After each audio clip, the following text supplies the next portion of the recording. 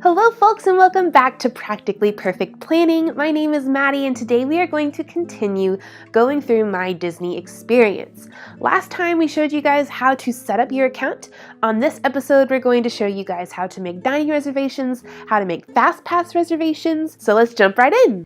Alright everyone, here is where we left off last time on the My Disney Experience tickets and plans page. And the first thing that we're going to go over is how to add dining reservations. Now, you can do this several different ways. If you look down here where it has family and friends, resort hotels, park tickets, dining, and then fast passes, if you hover over the dining icon, it will actually show either make a reservation or link a reservation. Link a reservation is really important, especially if you are working with one of our wonderful travel agents. If they are making dining plans for you, you can then take those confirmation numbers, go into link a reservation, and add them to your My Disney Experience plans. The other place that you can go to make dining reservations is to go to the My Disney Experience tab up there and go down to reserve dining. That's another place where you can do it.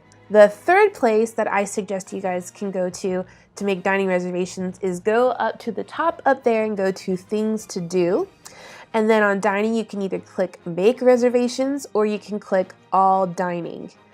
This is also where you can find information about dining plans or any of the dining experiences at the Disney Resort, but we're not going to go over those sections in this particular video. I'm going to click on all dining to just show you all the amazing options that you have while visiting the Walt Disney Resort just to eat. Alright, so here is the dining page, and as you can see, it is showing 406 restaurants that you can enjoy while visiting the Walt Disney World Resort.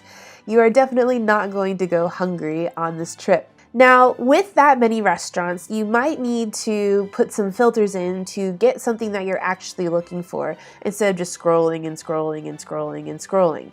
So there are a few different things that you can do. The first thing that you can do is you can click all parks and resorts, and you can actually click on different theme parks. You can click on different water parks or other destinations within the Walt Disney World Resort, and that will limit the list to places that are located in those areas. The other filters that you have is you can filter by dining experience. So you can look at places that have reservations that you can make, places where you can mobile order.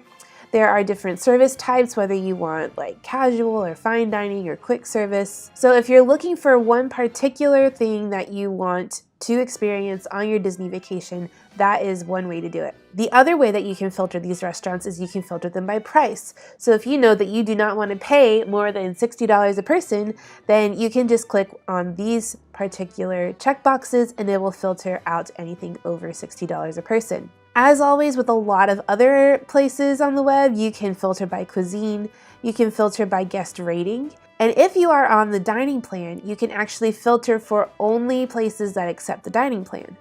Alright, let's say that you're actually ready to make a reservation. You can make reservations for dining up to 180 days before your trip. If you are looking to get into a very, very popular restaurant like Be Our Guest or other places that have characters, I highly suggest that you are on the computer at 180 days making those reservations. Otherwise, those places are going to book up. For example, one really, really popular place is Chef Mickey's. So I'm going to go to Chef Mickey in the search area, and there he is right there. I'm going to click on the Chef Mickey header. And let's say that I want to go to Chef Mickey's, let's say April 25th, I want to go for breakfast for 2 people. So there are no tables available for breakfast at Chef Mickey's.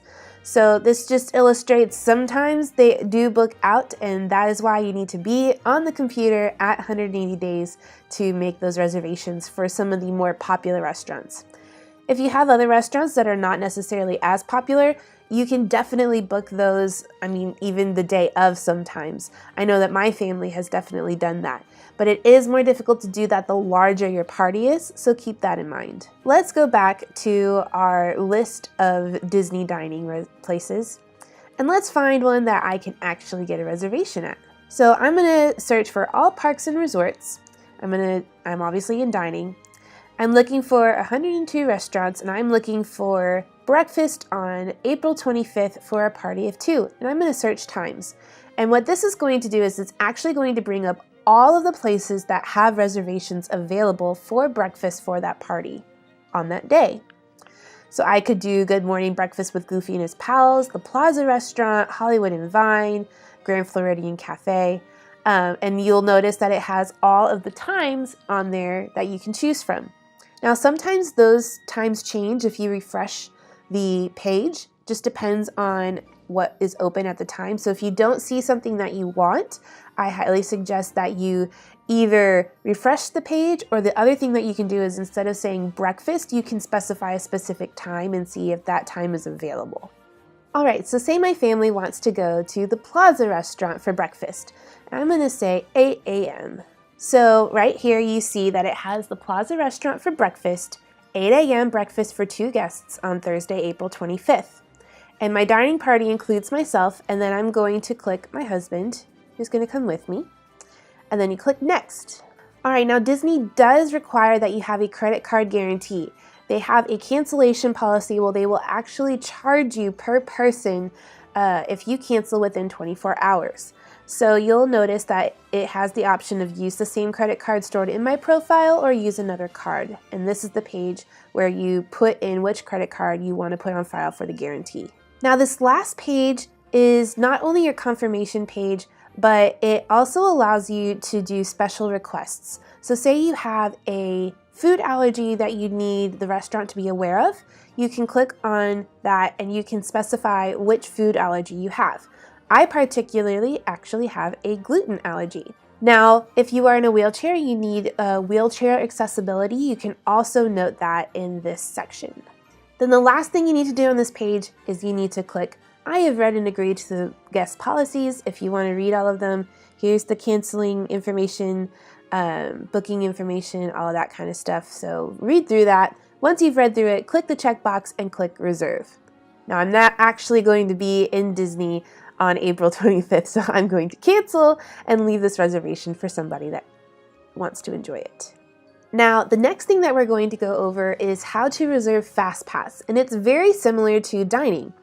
You can actually do it by clicking the My Disney Experience button up there and get Fastpass Plus. Or on your plans and tickets page, you can hover over the Fastpass icon and you can make a selection there. So this is the Fastpass landing page. If you scroll down, it'll explain what Fastpass is and how to do that. Basically what it's saying is you can actually make reservations, so to speak, to ride certain attractions that you definitely want to do, and you don't have to wait in the standby line to experience those attractions. You can make Fastpass reservations up to 30 days before your trip, or if you are a Disney Resort guest, you can make those reservations up to 60 days in advance. When you're actually at the theme parks, you will use your Magic Band or your card ticket to get into the Fastpass Plus line, and you basically have an hour window where you are allowed to go on that ride. You get to choose 3 Fastpasses per day for one park. After you use those 3 Fastpasses, you then get a rolling Fastpass after that, where you can make it for any park, regardless of which park you started at. And as soon as you use that one, you get to make another one and another one and another one, just all based on availability of what is left in the Fastpass system. So we're going to click on the big blue Get Started button, and we're going to create a Fastpass party of me and my husband. Let's pretend we're going on the 25th again. That's 30 days. So you click your date and then you click which park you want to go to. All 3 of your Fastpasses that are made in advance have to be at the same park. So if you plan on park hopping, you cannot make Fastpasses for 2 separate parks in advance. Like I mentioned earlier, you have to use your 3 Fastpasses first, and then that rolling 4th Fastpass can be used at any park. So I think we're going to go to the Magic Kingdom. And then it's going to bring up a bunch of different options for you based on time. So you can either say morning, afternoon, or evening, or you can click on that button over there that says select a time. And you can have a specific time that you want to go to a ride. What you're going to see right here is all the available Fastpass times. So we could go ride the Big Thunder Mountain Railroad at 8:10, 8:35, 12:25. Wow, we actually have a lot of options for 30 days out. That's pretty exciting.